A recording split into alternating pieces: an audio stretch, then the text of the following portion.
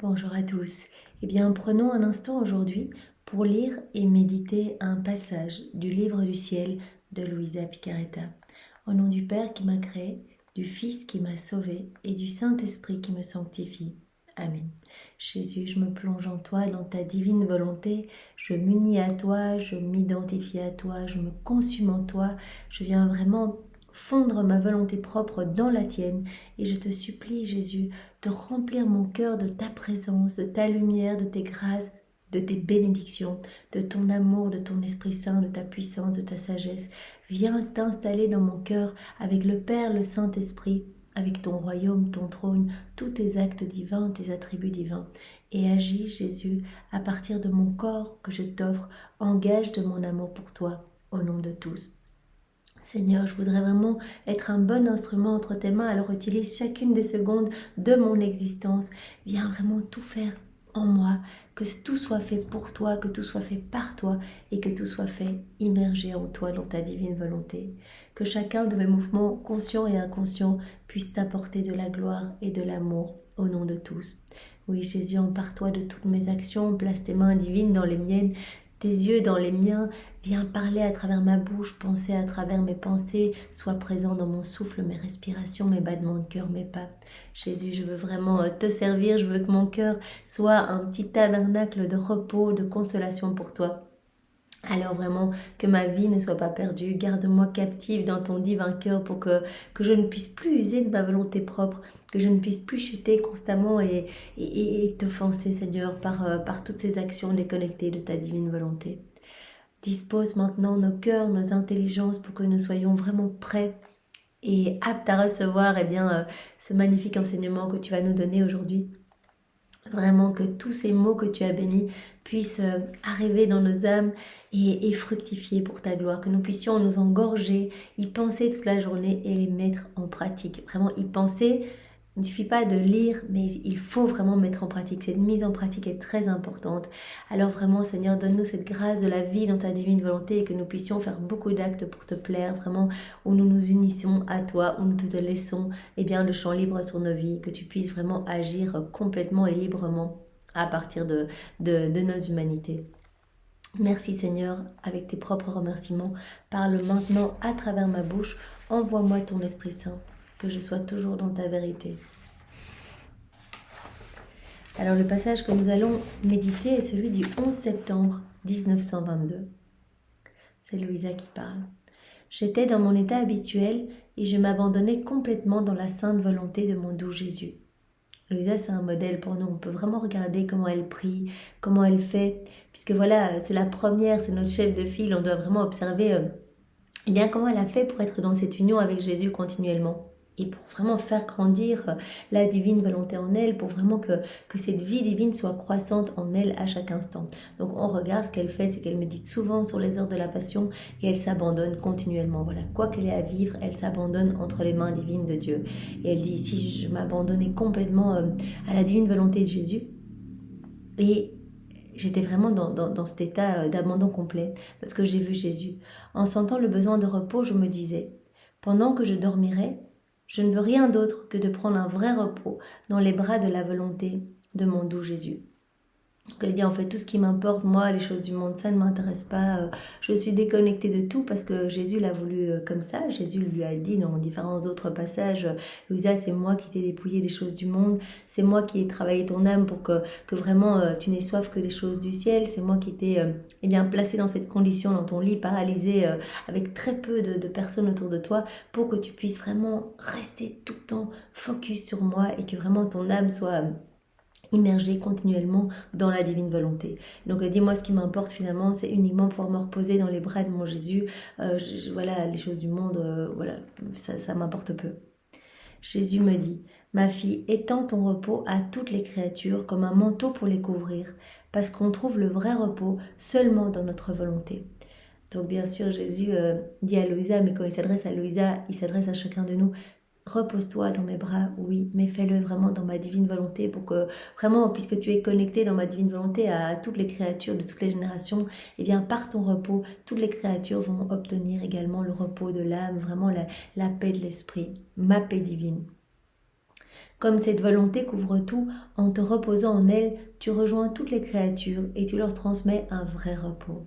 Donc vraiment, comme quand Jésus se reposait, puisque quand on est dans la divine volonté, on unit notre action à celle de Jésus et notre action va porter les fruits des actions de Jésus. Et bien quand on se repose dans la divine volonté, qu'est-ce que faisait Jésus quand il se reposait lors de son passage sur la terre?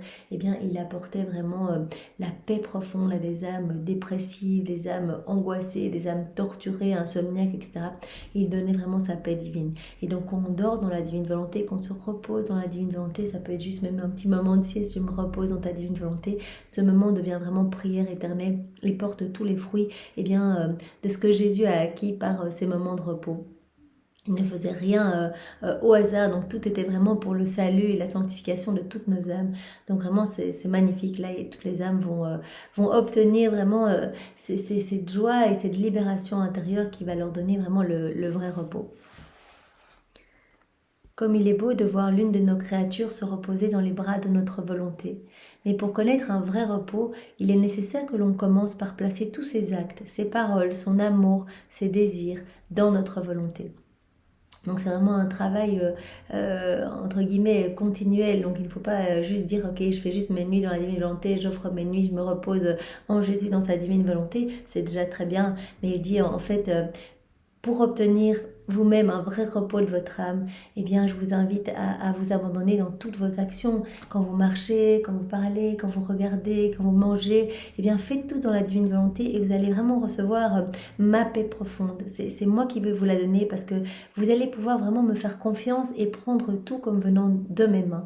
Quel que soit ce que vous avez à vivre, même si cela paraît quelque chose d'affreux, d'agité, etc., eh bien, je vous donnerai les grâces et les bénédictions pour traverser tout avec mon calme à moi, puisque c'est moi qui vais venir m'installer en vous. Eh bien, je dépouillerai votre âme de toutes les inquiétudes, de tout ce qui peut conduire l'âme à quitter la divine volonté et à se plonger dans les angoisses, dans les doutes, dans les tribulations du monde. Donc, le Seigneur nous gardera vraiment en lui, dans son divin cœur, au repos, dans sa paix à lui, et vraiment, il sera vraiment notre sentinelle. Un travail procure le repos à son auteur quand il est terminé. S'il n'est pas complété, il nourrit la pensée de ce qui n'a pas encore été accompli, ce qui trouble le repos. Jésus va nous parler du fait que la Trinité ne trouve pas son repos, puisque vraiment nous étions appelés à l'origine à être dans la divine volonté et que maintenant, tout doucement, via Louisa, ça commence un petit peu à se propager, mais pendant des siècles, la divine volonté a été errante pour trouver vraiment des cœurs pour pouvoir s'y installer et opérer. Jésus a ce désir de s'installer dans tous nos cœurs et il est fatigué de voir tous les cœurs fermés, froids, indifférents, se perdre dans les choses du monde et finalement bafouer, rejeter son amour brûlant et tout ce qu'il veut donner. Et donc il dit voilà, notre repos pourra être complet quand l'homme sera revenu à la base, à ce pourquoi nous l'avons créé lorsqu'il est sorti de nos mains. C'est-à-dire être rempli de divin, rempli de la divine volonté, lorsqu'il fera des mouvements et que ces mouvements nous glorifieront, lorsqu'il sera dans cette réciprocité d'amour, il recevra tout et il rendra tout, il sera continuellement dans la bénédiction, la louange, l'adoration, etc. Mais de la manière la plus parfaite, avec mes bénédictions à moi, c'est Jésus qui parle, avec mes louanges, mes adorations, etc. Tant que l'homme n'est pas revenu à cette place, nous, la Trinité, on ne trouve pas le repos. Parce que voilà, il prend l'exemple, un travail procure du repos à son auteur quand il est terminé. Quand le travail est terminé, l'auteur peut se dire « Ah, ça c'est bien, c'est fini, je peux enfin me reposer ». Et ici, c'est pas terminé, c'est toujours en cours. Et c'est pour ça que le fiat de la sanctification, donc vraiment cette vie dans la divine volonté, achèvera le fiat de la création, c'est pourquoi nous avons été créés, et le fiat de la rédemption. Parce que quand Jésus est venu sur la terre, en fait, il n'a fait que préparer la venue du royaume de sa divine volonté. Alors il est venu pour payer cette dette d'amour et de gloire à son Père, reconnecter toutes nos vies à la divine volonté, etc. Mais voilà, les apôtres, les personnes n'étaient pas encore prêtes à recevoir ce si grand cadeau de la vie dans la divine volonté. Alors il y avait sa divinité à l'intérieur, donc sa divine volonté voilée par son humanité. Et les personnes autour de lui, donc les apôtres, etc., ne pouvaient percevoir qu'un tout petit brin de sa divinité. Donc c'est-à-dire, il regardait son humanité, son corps, ce qu'il faisait, etc. Il s'en inspirait. Et donc cela a permis à beaucoup de personnes de devenir saintes. Mais il n'avait pas idée de ce qui se passait à l'intérieur de Jésus. Donc une fois de temps en temps, voilà, comme par exemple Pierre, Jean et Jacques, il me semble, eh bien, ils ont vu sur le mont Tabor, lors de la transfiguration, à ce moment-là, toute la divinité de Jésus transparaître au-delà de son humanité. Mais c'était très rare. Sinon, en fait, Jésus dit, il n'apercevait eh bien, ma divinité que par brèche, que à travers comme s'il y avait des fissures dans mon humanité, et ils avaient vraiment les petites gouttes de ma divinité. Voilà, donc maintenant, Jésus, le Père, le Saint-Esprit, voudrait que les hommes reviennent eh bien, à cette magnifique place de propriétaire, dépositaire de tout le royaume, c'est-à-dire rempli de la divinité, pour qu'ils puissent donner eh bien, la sainteté divine et qu'ils puissent trouver le repos dans nos cœurs. Le fiat de la création prévoyait que l'homme accomplirait notre volonté en toutes choses. Notre volonté devait être la vie, la nourriture et la couronne de la créature. Comme cela ne s'est pas réalisé, l'œuvre de la création n'est pas achevée. L'œuvre de la création, c'est pas achevé, puisque l'homme aurait dû être rempli de divin, et c'est pas le cas. Nos mains auraient dû servir uniquement à se lever, à louer, à bénir. Nos regards n'auraient dû être tournés que vers le ciel. Notre bouche n'aurait dû s'ouvrir que pour parler de Dieu, voilà, pour glorifier, etc. Nos pas n'auraient dû marcher que vers notre sanctification, que vers des frères et sœurs à aimer, que vers le ciel, etc. Nous voyons aujourd'hui, eh bien, nous utilisons tout ce que nous avons reçu, nos mains, nos pieds, nos regards, etc., mais à des fins mauvaises ou à des fins en tout cas purement personnelles et purement humaines. Donc l'œuvre de la création n'est pas achevée et nous ne pouvons nous reposer en elle. La Trinité ne peut pas se reposer dans la création. Et pas davantage elle en nous. Elle nous garde toujours quelque chose à faire et nous aspirons à son accomplissement et à notre repos.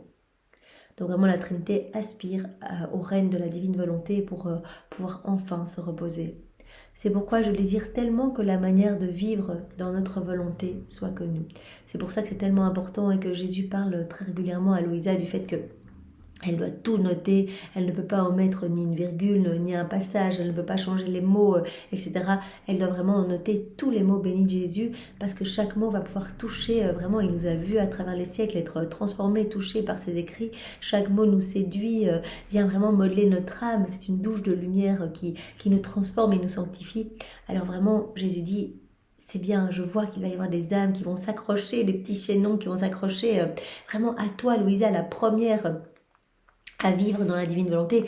Après, moi et ma maman, depuis la chute d'Adam, puisque Adam vivait avant sa chute, avant son désir de vivre dans sa volonté propre, voilà, après sa chute, donc Jésus a dû revenir, il s'est incarné dans le sein de sa maman. Marie a toujours vécu dans la divine volonté, n'a jamais émis un acte de sa volonté propre, parce que la divine volonté l'a voulu ainsi, donc elle a été vraiment voilà, purifiée en son germe par la divine volonté. Et donc, voilà, parce qu'elle a donné son fiat, son oui, que ta volonté soit faite, eh bien, son fiat a rencontré le fiat de l'Éternel et Jésus a pu s'incarner en son sein. Mais Marie a toujours tout vécu avec Jésus, donc c'est un maillon unique. Louisa est la première et Jésus nous voit, eh bien, nous greffer comme petit maillon après Louisa, eh bien, pour vivre dans sa divine volonté. Donc, il veut vraiment que la divine volonté soit connue. Parlons-en autour de nous, témoignons, soyons des signes vivants pour les autres. Nous ne pourrons jamais dire que l'œuvre de la création et celle de la rédemption sont achevées si nous ne voyons pas tous les actes des créatures être le prolongement de notre volonté. Donc, ni la création, ni la rédemption, pour Jésus, il nous le dit, et pour la Trinité, eh bien rien n'est achevé tant que la divine volonté n'est pas installée dans les cœurs comme c'était prévu dans le plan initial de Dieu. C'est ainsi que cela nous donnera du repos, quand notre volonté eh bien, sera vraiment dans le cœur des hommes. En voyant les créatures revenir dans notre volonté, quel merveilleux repos nous ne manquerons pas de leur offrir, parachevant ainsi la création et la rédemption. Donc voilà, quand il y a des âmes qui vivent dans la divine volonté, eh bien, Nous offrons donc un petit lieu dans notre cœur, un petit lieu de refuge, un petit lieu de repos pour notre Seigneur Jésus, pour le Père, le Saint-Esprit. Ils peuvent vraiment se reposer voilà, dans cette ambiance divine, parce que voilà, qu'on vit dans la divine volonté. Jésus vient organiser notre âme et retirer tout ce qu'il y a de laid, tout ce qui résulte de notre volonté propre. Vraiment, il fait ce grand nettoyage dans notre cœur pour qu'il puisse se sentir bien et installer tout ce qu'il est. Il vient avec ses attributs divins, ses actes divins, etc. Donc notre âme devient un lieu de repos. On devient un peu comme des petites sentinelles d'amour. On peut héberger la Trinité dans notre cœur. La Trinité vient agir à partir de notre âme, de la même façon que si elle agissait du ciel. Donc c'est absolument magnifique. Elle s'installe vraiment de manière établie dans notre cœur. Et Jésus dit à Louisa, comme l'âme qui vit dans la divine volonté nous fournit vraiment un repos, c'est magnifique, cela nous amène une joie pas possible, nous lui donnons notre paix, nous lui donnons tout ce que nous sommes. Elle peut se servir dans tout ce que nous sommes. Et donc elle aura vraiment la paix profonde, et c'est un signe qu'on vit dans la divine volonté, c'est que quel que soit ce qui se passe dans nos vies, il peut y avoir les plus grandes tempêtes, on garde cette paix, puisque c'est Jésus qui vit tout en nous et qui autorise certaines choses dans nos vies pour notre sanctification, mais toujours avec des déversements de grâce inimaginables. Je n'ai rien fait qui n'avait pas comme principal objectif que l'homme prenne possession de notre volonté et nous de la sienne. Donc ça a toujours été l'objectif de Jésus, toujours. Vraiment, lors de son passage sur la terre, il dit « Je n'ai rien fait qui n'ait comme objectif la vie dans la divine volonté », c'est-à-dire nous prendre possession de la volonté de l'homme et l'homme immerger, fondre sa volonté dans la nôtre. C'était ma principale préoccupation dans la création et dans la rédemption. Les sacrements que j'ai institués, les nombreuses grâces données à mes saints ont été autant de semences et de moyens pour qu'ils arrivent à la possession de notre volonté. Donc tout était préparation en fait. Même les grâces qu'il a données à tous ces saints qui n'avaient pas connaissance encore de la divine volonté, parce que ce n'était pas encore le moment, tout a été petite semence dans les cœurs pour arriver maintenant à ce grand cadeau, à ce prodige des prodiges, le cadeau de la vie dans la divine volonté. Nommez rien de ce que je désire concernant notre volonté, que ce soit par tes écrits, verbalement ou autrement. Il le demande à nouveau à Louisa, nommez rien du tout, tout est important. Par les nombreux préparatifs qui ont précédé le règne de notre volonté, ça fait des centaines d'années, tous ces préparatifs, donc tout ce qui se passe pour essayer de revenir à l'état initial à laquelle nous étions appelés, c'est-à-dire vraiment être remplis de divin, voilà, tous ces nombreux préparatifs nous montrent combien c'est important de vivre dans la divine volonté. Donc tu vois, Louisa, par les nombreux préparatifs qui ont précédé le règne de notre volonté, tu peux comprendre que vivre dans la divine volonté est la chose la plus grande et la plus importante, et quel est ce qui nous intéresse le plus. C'est ce qui intéresse le plus la Trinité en fait. Veux-tu savoir dans quel sol cette semence a été jetée ? Dans mon humanité, là, dans mes plaies, dans mon sang. Cette semence est née, a germé, a poussé et veut se transplanter dans toutes les créatures pour que celles-ci prennent possession de notre volonté et nous de la leur.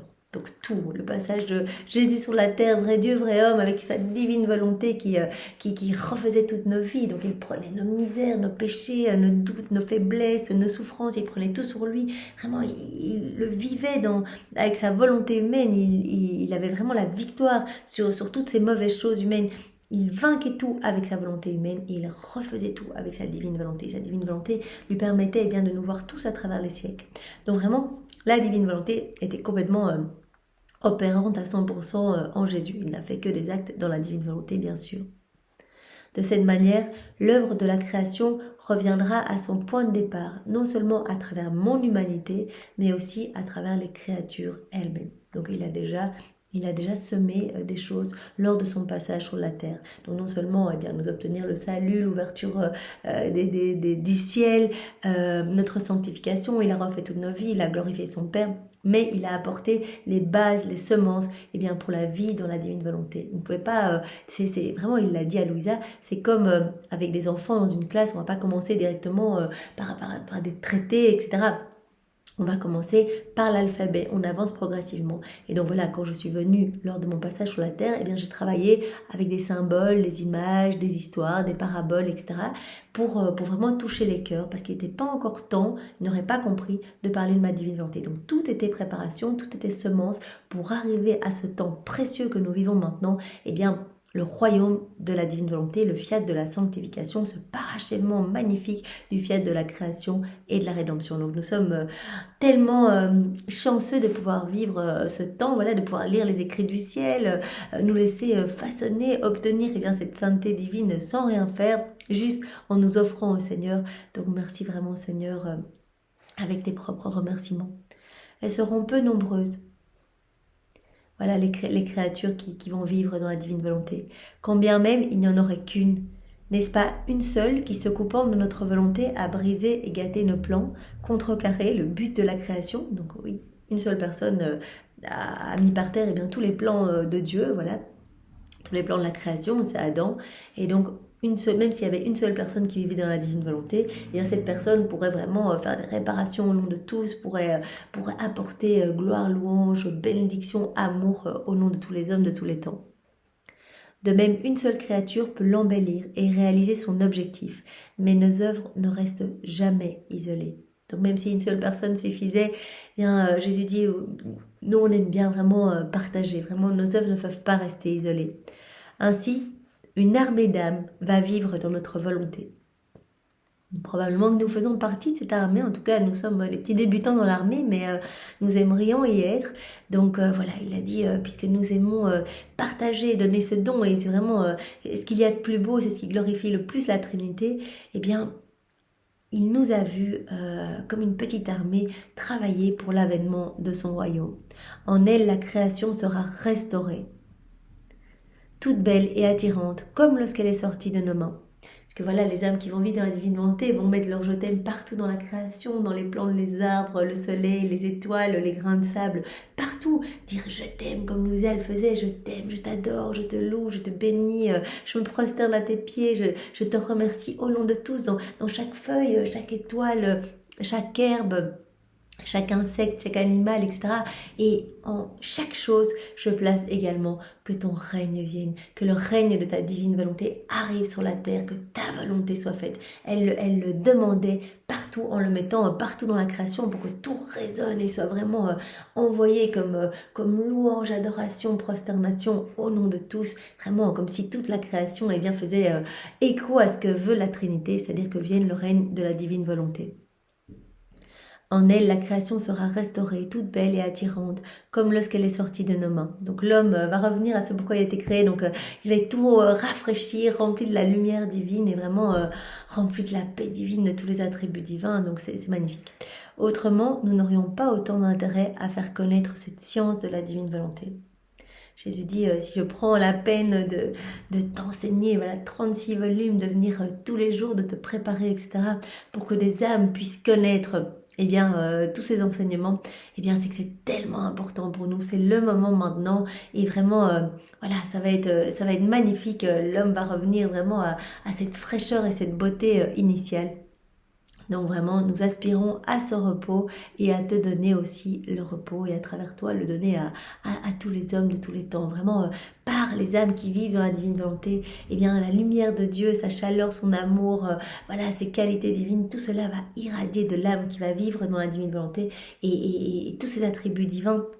Toute cette lumière va venir toucher les cœurs et va venir éclipser petit à petit eh bien, les ténèbres, tout ce qui a été mis en place par les forces obscures. Eh bien Seigneur, merci avec tes propres remerciements et nous t'aimons avec tes propres je t'aime. Au nom du Père et du Fils et du Saint-Esprit. Amen. Soyez tous bénis, passez une belle journée dans la divine volonté de Jésus. Au revoir.